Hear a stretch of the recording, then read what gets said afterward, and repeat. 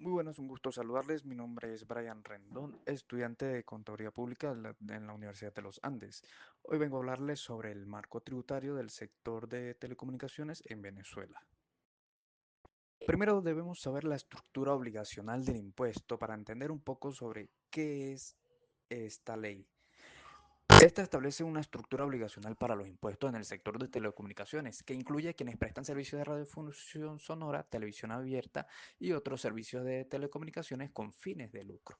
Esta estructura se basa en los ingresos brutos derivados de la explotación de estos servicios. Es fundamental para el desarrollo y la regulación del sector en Venezuela, buscando un equilibrio entre el acceso a servicios de calidad, la protección de los usuarios y la promoción de la competencia y el desarrollo tecnológico. Todo esto dentro de un marco legal y definido. También debemos saber los aspectos fundamentales de la estructura obligacional. En el primer punto tenemos el impuesto según el tipo de servicio. Estos incluyen dos ramas, la radiofusión sonora y televisión abierta y otros servicios de telecomunicaciones. Las empresas que presten estos servicios deben pagar al Fisco Nacional un impuesto del 1% de sus ingresos brutos, mientras que en los otros servicios de telecomunicaciones, quienes prestan cualquier otro servicio de telecomunicaciones con fines de lucro, deben pagar al Fisco Nacional un impuesto del 2,3% de sus ingresos brutos. Tenemos también la periodicidad de pago, el cual se hace, eh, el cual este impuesto se debe liquidar y pagar trimestralmente, dentro de los primeros 15 días continuos siguientes a cada trimestre del año calendario. El cálculo del impuesto se basa en los ingresos brutos correspondientes al trimestre anterior. También tenemos la definición de ingresos brutos. La ley especifica que se entiende por ingresos brutos. Estos se consideran generados en la fecha del corte de cuenta de los servicios prestados, en la fecha de emisión de la factura o documento equivalente, o también en la fecha de recepción de pago, lo que ocurra primero. No se incluyen los ingresos por ventas de equipos de terminales ni los ingresos financieros. En el caso de radiofusión sonora y televisión abierta, tampoco se incluyen los ingresos provenientes de la venta de producciones artísticas como novelas, radionovelas y documentales. Tenemos la prohibición de subsidios cruzados, en el cual la ley prohíbe los subsidios cruzados entre diferentes servicios proporcionados por el mismo prestador, así como entre servicios prestados a través de empresas subsidiarias, filiales o vinculadas. Para determinar la vinculación entre empresas, se siguen los parámetros de la ley para promover y proteger el ejercicio de la libre competencia. También tenemos las exoneraciones.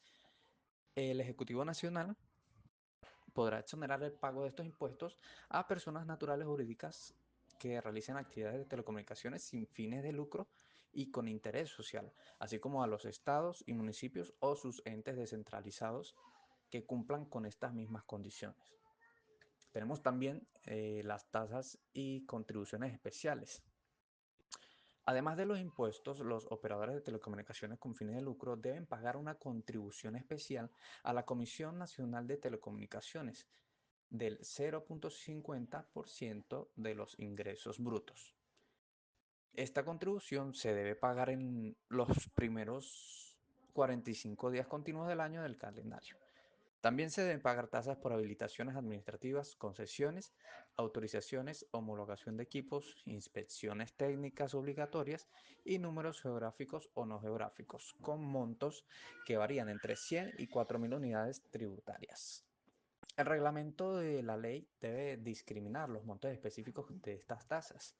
Por otro lado, pues el CONATEL debe enterar al Fisco Nacional el 50% del monto resultante de la tasa por uso del espectro radioeléctrico y el resto se destina a la misma comisión. Y bueno, los montos de las contribuciones para radiofusión y televisión abierta se aplicarán progresivamente, comenzando el 0,1% en 2001 hasta llegar a 0,5% en 2005. Tenemos la administración de los tributos también. La Comisión Nacional de Telecomunicaciones ejerce las facultades y deberes de la administración tributaria en relación con estos tributos. El Ministerio de Ciencia y Tecnología hace lo propio con los aportes al Fondo de Investigación y Desarrollo. En el punto 8 tenemos los tributos estatales y municipales. La actividad de telecomunicaciones pues no está sujeta al pago de tributos estatales o municipales, de acuerdo con la Constitución de la República Bolivariana de Venezuela. Y por último tenemos las disposiciones transitorias. El régimen tributario establecido en la ley entró en vigencia el 1 de enero del 2001. A partir de esa fecha quedó derogada la ley de timbre fiscal en lo referente a las tasas en materia de telecomunicaciones. Ahora vamos con el procedimiento de pago del impuesto. En el sector de telecomunicaciones, según la ley, se puede resumir pues de la siguiente manera como está reflejado acá. En el punto uno tenemos el cálculo del impuesto. Los impuestos se calculan sobre los ingresos brutos de los operadores.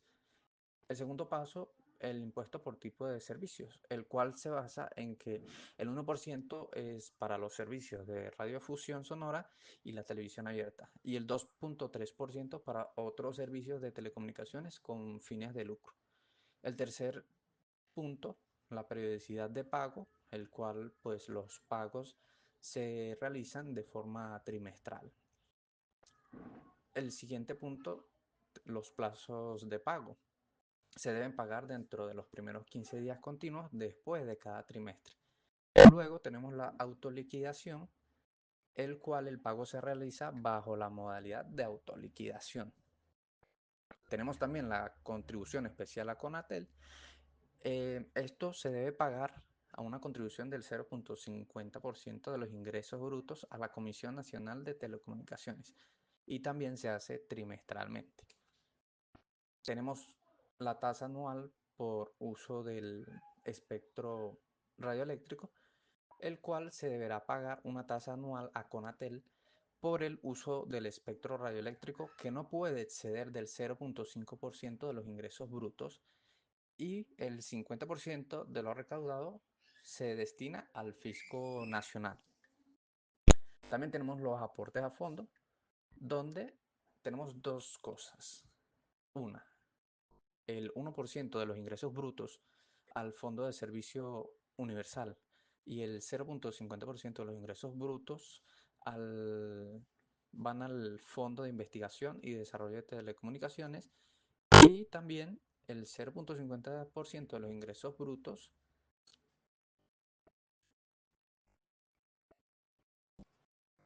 se destina al fisco nacional. Tenemos la exclusión de ingresos en el punto 9, el cual los ingresos por interconexión, dividendos, venta de activos e ingresos financieros no forman parte de los ingresos brutos gravables. En radiodifusión y televisión abierta tampoco se incluyen los ingresos por venta de producciones artísticas. En el punto 10 tenemos la administración. Conatel pues es la encargada en la administración y control de todos estos impuestos. Y por último tenemos la vigencia. Este régimen tributario entró en vigor el 1 de enero de 2001. Ahora vamos con el rendimiento fiscal y la pertinencia del impuesto. Primero hablemos sobre lo que es el rendimiento fiscal, el cual esto se compone de la siguiente manera.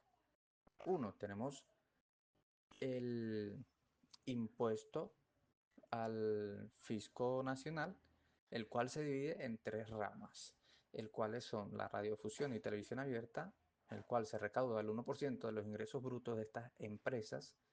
Tenemos también los otros servicios de telecomunicaciones que se recauda el 2,3% de los ingresos brutos de estos operadores. Y pues estos impuestos son pagados trimestralmente y constituyen ingresos directos para el fisco nacional.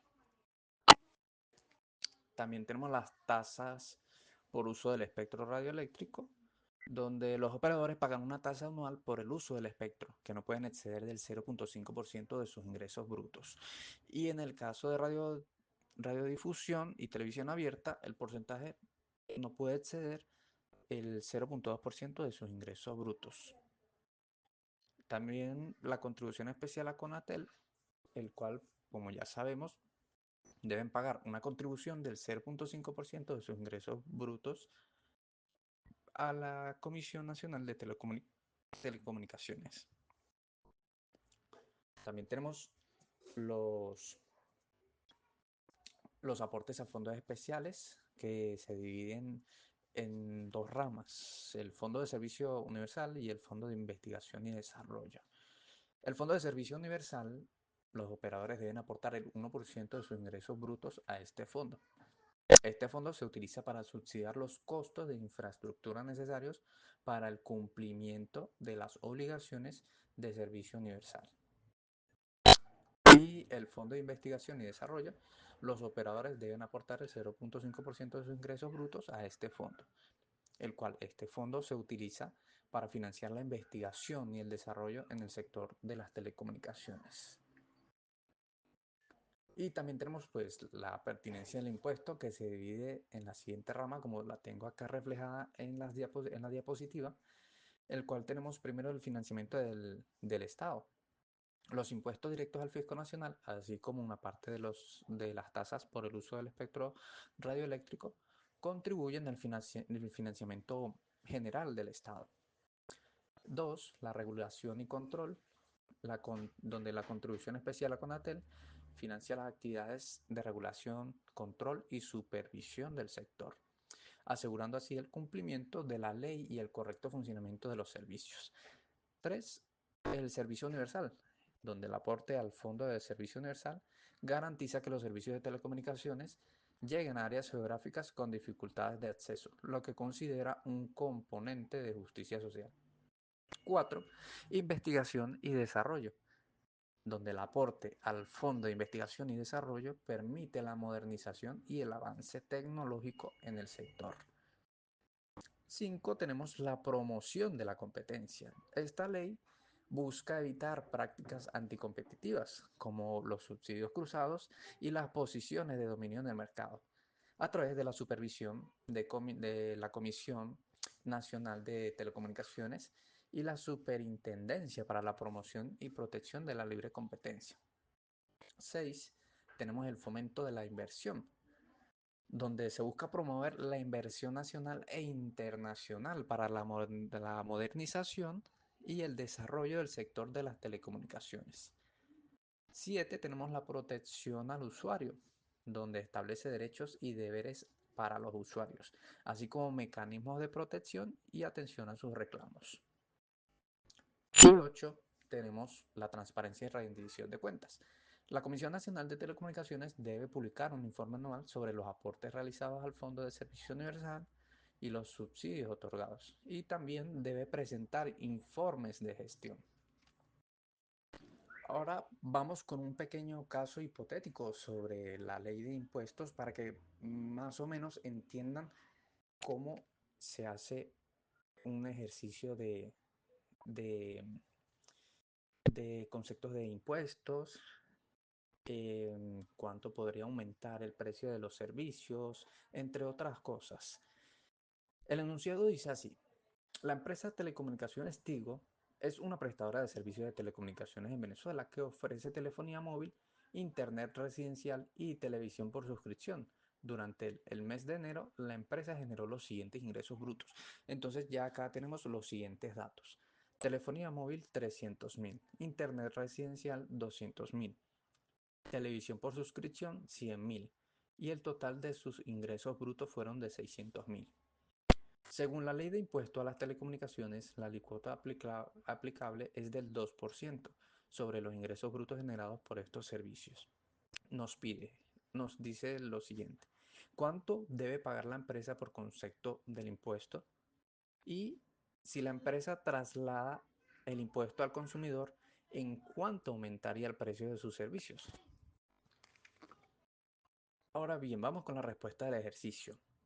La empresa primero que nada debe calcular el monto a pagar al CENIAT por concepto del impuesto, siguiendo los pasos establecidos en la ley de la siguiente manera. Primero que nada, se va a realizar el cálculo del impuesto aplicando la fórmula del monto del impuesto es igual a ingresos brutos por la alícuota. Y segundo, se va a determinar el impacto en los costos de sus servicios. Entonces, primero nos pide que hagamos el cálculo del impuesto total. Tenemos el monto del impuesto es igual a los 600.000 de los ingresos brutos por el 0,2%, el 0,02 que es el 2% de la alicuota. Esto nos daría 12.000. Esto quiere decir que la empresa debe pagar $12.000 al CENIAT por concepto de impuesto. Ahora, ¿qué sucede con el impacto al consumidor? Bueno, si la empresa distribuye el costo del impuesto entre sus servicios, nos quedaría de la siguiente manera. En telefonía móvil sería el aumento es igual al 300.000 del impuesto del servicio por la alícuota del 0,02% es igual a $6.000. El internet residencial igual, hacemos lo mismo, el aumento es igual a 200.000 por 0,02 es igual a $4.000 o bolívares. Y la televisión por suscripción, el aumento es igual a los 100.000 por el 0,02 que es igual a 2.000. Esto quiere decir que el costo del impuesto podría reflejarse como un incremento proporcional en las tarifas de los servicios ofrecidos. Como última parte de esta actividad, quisiera hacer unas preguntas de socialización con el público que esté viendo este video. Una de estas es, ¿es justo este impuesto para las empresas de telecomunicaciones? También otra pregunta, el cual es, ¿qué beneficios aporta al Estado? Y por último, ¿cómo podría optimizarse su aplicación para quizás ser más eficiente?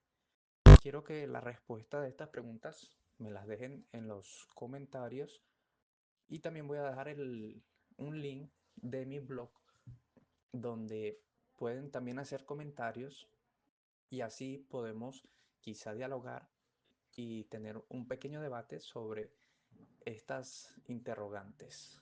Muchas gracias, feliz y bendecido día. Muy